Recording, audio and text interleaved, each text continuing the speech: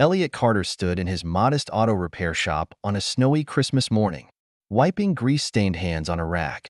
At 35, he had spent most of his life under the hoods of cars, and his shop on the outskirts of town had become a second home.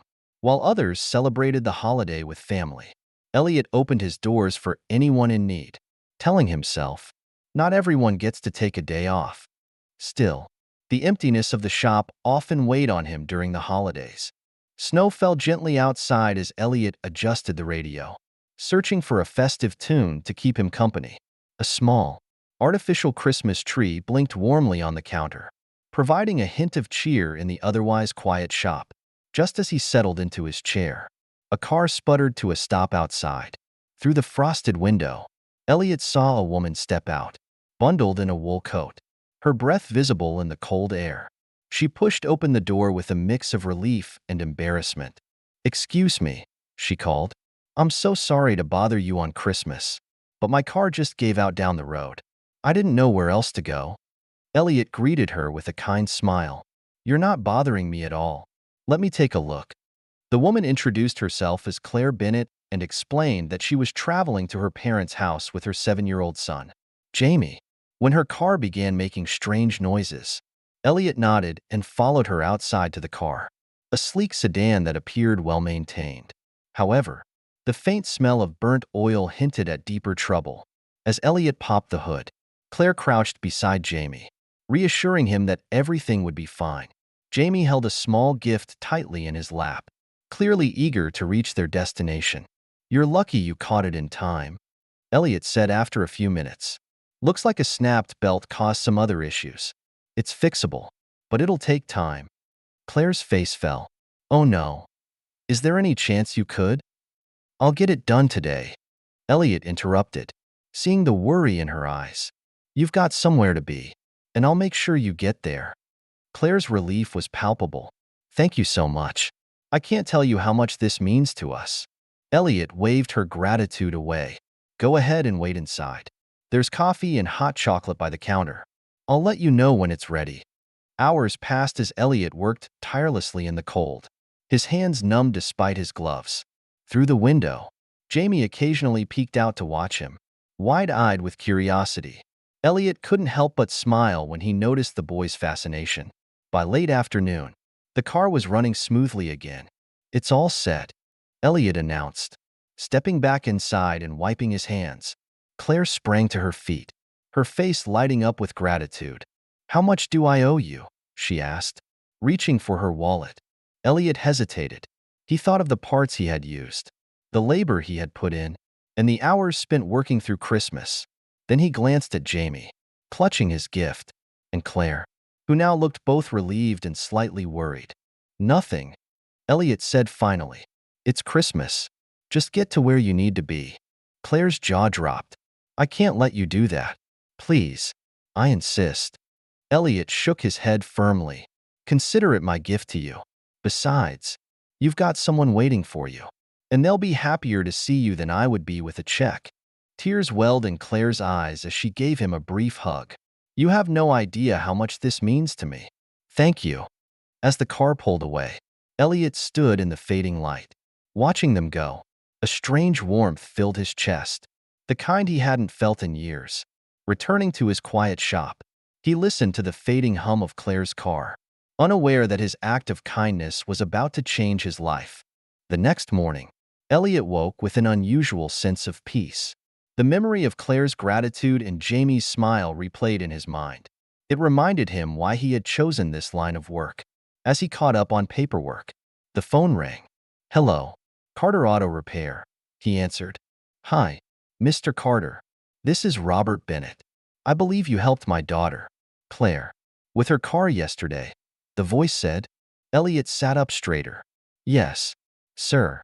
She and her son were on their way to see you. I hope they made it safely."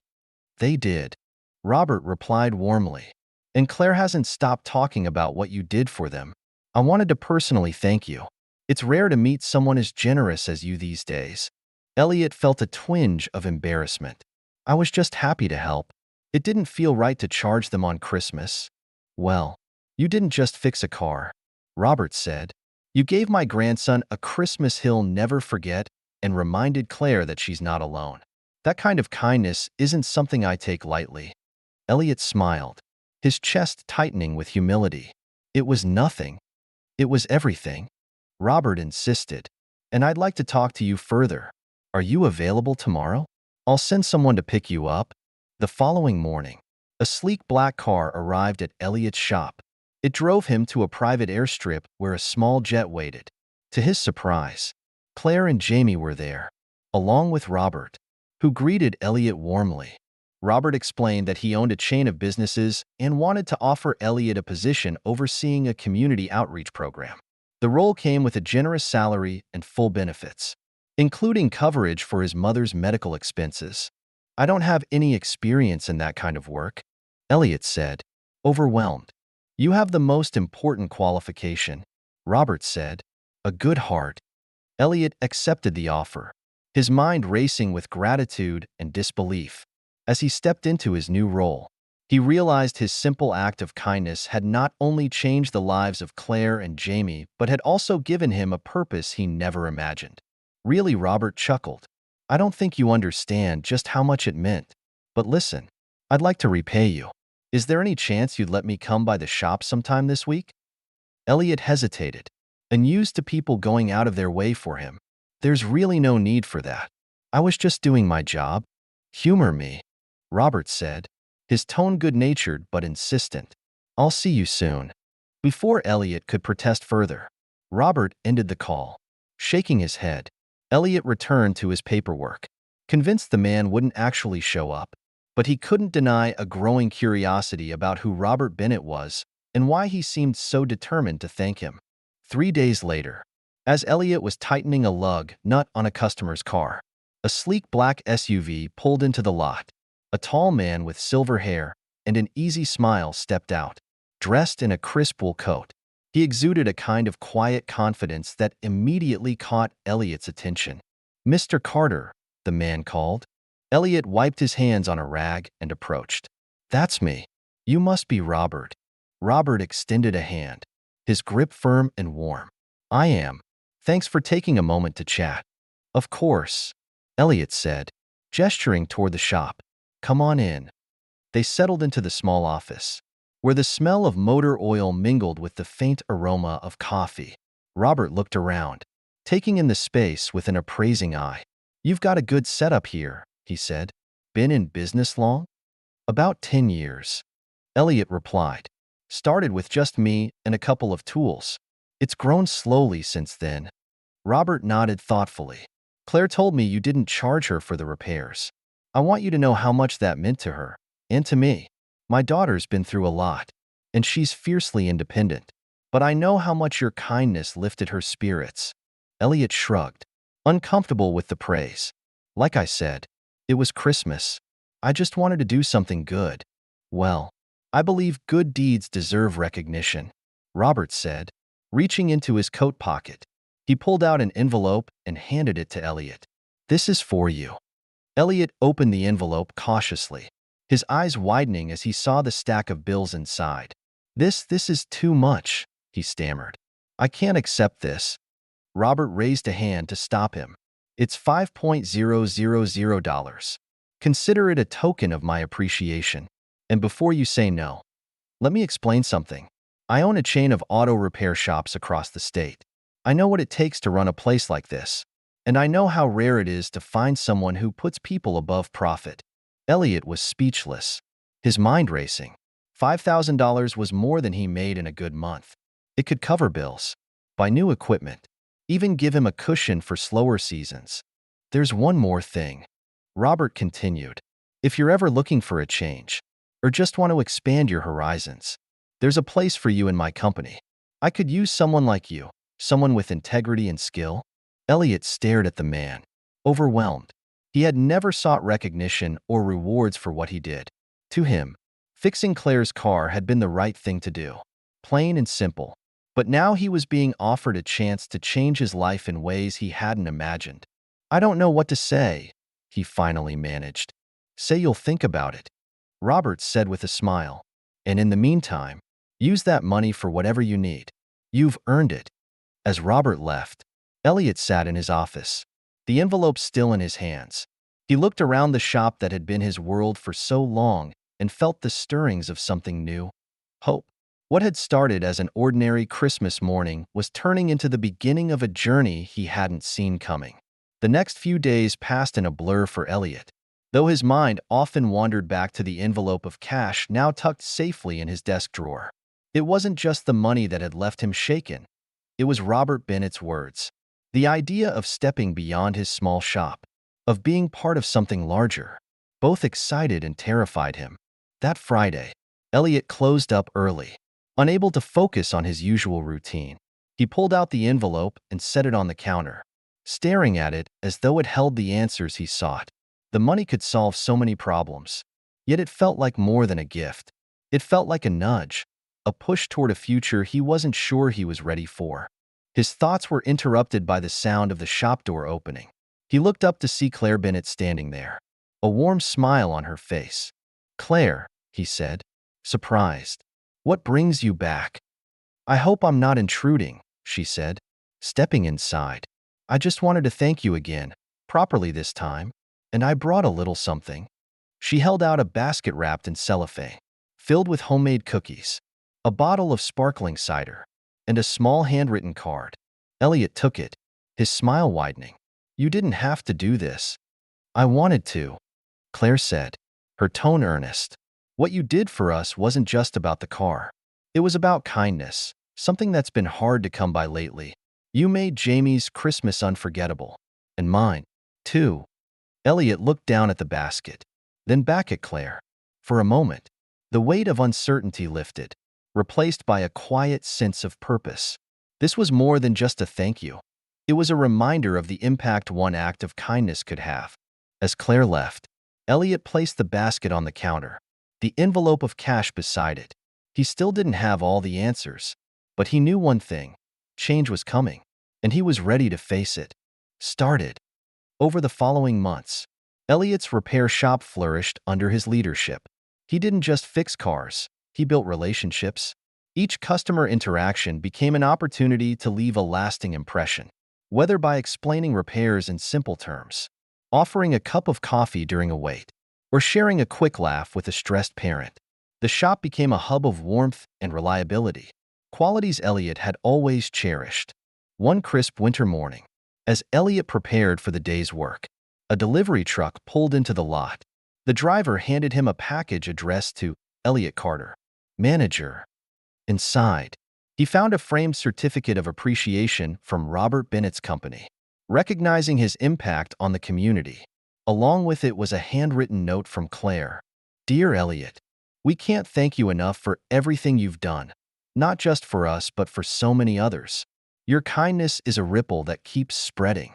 Jamie still talks about you every day, and he insisted on drawing this to include in the package. We're so proud to know someone like you." Beneath the note was a drawing of Elliot fixing a car, complete with Jamie's bold scrawls, "Mr. Carter is my hero." Elliot chuckled, his chest tightening with emotion. He placed the note and drawing on the wall of his office, a reminder of why he did what he did. The shop's success didn't just benefit the customers. Elliot also began mentoring his team, sharing the lessons he'd learned over the years. He encouraged younger mechanics to view their work as more than a job, to see the people behind the vehicles they serviced. His dedication inspired loyalty, and soon, his crew became an extension of the community-focused atmosphere he had cultivated. One day, during a team meeting, Elliot announced a new initiative, a discounted service program for single parents and seniors. "I know what it's like to struggle," he explained. "If we can make life just a little easier for someone, it's worth it." The team agreed wholeheartedly, and the program quickly became a defining feature of the shop. As the holidays approached, Elliot found himself reflecting on the journey that had brought him here. What began as a modest act of kindness had transformed not only his career but also his perspective on life. He realized that his success wasn't just measured in profits or accolades, but in the lives he touched. One snowy evening, as he closed the shop for the day, he noticed Claire and Jamie waiting in the parking lot. Jamie ran up to him, beaming. "We're here to invite you to Christmas dinner," the boy exclaimed. Claire smiled warmly, adding, "You've become part of our family. Elliot, it wouldn't be Christmas without you." Elliot hesitated for a moment, overwhelmed by their generosity. "I'd be honored," he said finally, his voice thick with gratitude. That night, as he joined Claire, Jamie, and their family around a table laden with food, Elliot felt a deep sense of belonging. Laughter filled the air, and for the first time in years, he allowed himself to fully embrace the joy of the season. Later, as Jamie handed him a small wrapped gift, Elliot opened it to find a keychain engraved with the words, "Kindness drives us forward." He looked at Claire, who nodded knowingly. "It's a little reminder," she said softly, "of the impact you've had." Elliot's eyes glistened as he held the keychain in his hand. He realized that his life's direction had shifted in ways he never could have imagined, all because he chose to act on compassion that Christmas morning. It wasn't just about fixing a car, it was about creating connections, fostering hope, and embracing the power of small acts to change lives. As the night drew to a close, Elliot looked around the room at the faces of people who had become more than customers or acquaintances. They were family now, in every sense of the word.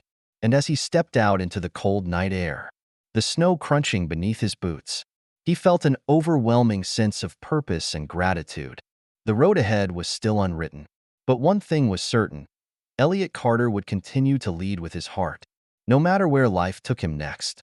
Over the following weeks, Elliot settled into his new role as a partner with an invigorated sense of purpose. The shop wasn't just a business anymore. It had become a community hub, a place where people felt valued, heard, and cared for. The transformation didn't happen overnight. Elliot threw himself into the work, learning the nuances of managing multiple locations, balancing budgets, and strategizing for growth. Robert Bennett's mentorship proved invaluable, guiding Elliot through the complexities of leadership. Still, Elliot's heart remained firmly rooted in the simple joys of helping people. One chilly morning, as the first snowflakes of the season fell, Elliot arrived at the shop to find a small crowd gathered in the parking lot. At the center was Jamie, holding a brightly wrapped gift. Claire stood nearby, her smile wide and knowing. "What's all this?" Elliot asked. Stepping out of his truck, Jamie ran up to him, thrusting the gift into his hands. "Open it," he exclaimed, his eyes sparkling with excitement. Elliot chuckled, tearing through the wrapping paper.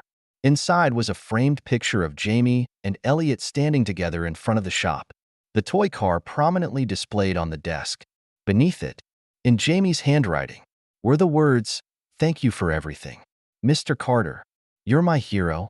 Elliot's throat tightened as he looked at the boy. "This means the world to me, buddy. Thank you." As the day wore on, customers filtered in, each bringing small tokens of appreciation. Some left handwritten notes. Others shared stories of how the shop had helped them during tough times. Elliot realized just how much of an impact his work had made. Later that afternoon, Robert arrived with his characteristic warmth and enthusiasm. "I've got some news," he said, pulling Elliot aside. "We've been approved to open 2 more locations next year, and I want you to lead the charge." Elliot hesitated, the weight of the responsibility settling on him. 2 more shops? That's a lot to take on. Robert clapped him on the shoulder. "You've already proven you can handle this. The way you've turned this place around is nothing short of remarkable. These new locations are an opportunity to bring that same spirit to other communities." Elliot nodded slowly, feeling a mix of pride and trepidation. "All right," he said finally. "Let's do it." As the year came to an end, the shop held its annual holiday open house, a tradition Elliot had started to thank customers and employees. The place was alive with laughter, the scent of hot cocoa mingling with the faint aroma of motor oil. Employees swapped stories of their favorite customers, while children like Jamie decorated cookies and played with toy cars. Claire stood by the makeshift tree, watching Jamie hang an ornament with precision. She glanced at Elliot, her expression soft. "You've created something incredible here," she said. Elliot smiled, his gaze sweeping over the room. "It's not just me. Everyone here has played a part." Jamie ran up, tugging on Elliot's sleeve. "Mr. Carter, Do you think we can do this every year? Elliot knelt down to Jamie's level, ruffling the boy's hair. I think we can make that happen. As the evening wound down, Elliot found himself standing at the window, gazing out at the snow-covered lot. Claire joined him, holding 2 cups of cocoa. They stood in comfortable silence, watching the snow fall. You've come a long way, Claire said softly. Elliot nodded, his voice steady. It's funny, isn't it? One act of kindness, and everything changes. Claire smiled, her eyes warm. It wasn't just one act, Elliot. It's who you are. That's what makes the difference. Elliot turned to her, his heart full. I couldn't have done it without you and Jamie. You reminded me why I do this. The laughter and warmth of the evening echoed through the shop as the last guests left. Elliot took a deep breath, feeling the weight of gratitude settle over him. Life had taken unexpected turns, but it had led him to this moment, a life filled with purpose, connection, and kindness. As he locked up the shop and stepped into the snowy night, Elliot looked up at the stars, a quiet smile on his face. He knew the road ahead would bring its own challenges, but he was ready. Kindness had brought him here, and it would continue to light the way.